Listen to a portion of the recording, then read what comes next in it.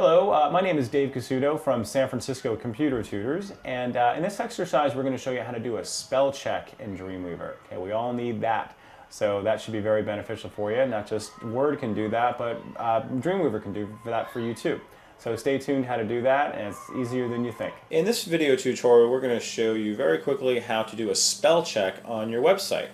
All right, it's pretty simple. You come up to text, and way at the bottom it says check spelling. And notice there's also a shortcut if you're doing this pretty often, and that's Shift F7 to do that. So I'm going to click on check spelling, and it says Dreamweaver has reached the end of the document. Do you want to continue? Sometimes it'll say that, and you say yes, and it'll basically go through all the things within your document. Say, all right, it's looking at videography, and I could either do ignore, change, ignore all. So if you're familiar with Microsoft Word or any of these other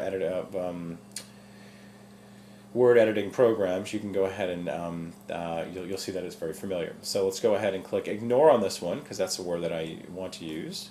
And then here's something, oh, I misspelled talent. So in this case I'm going to go ahead and change the talent with two L's to the one that they're suggesting.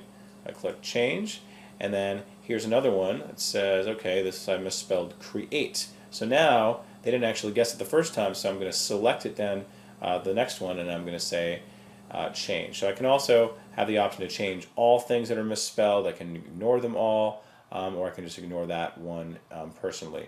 And then I can also add to personal, where I'm going to actually add this particular word to my dictionary. So whenever I have it misspelled in there, Dreamweaver will basically ignore it. So I'm going to go ahead and change this, and it tells me it's complete.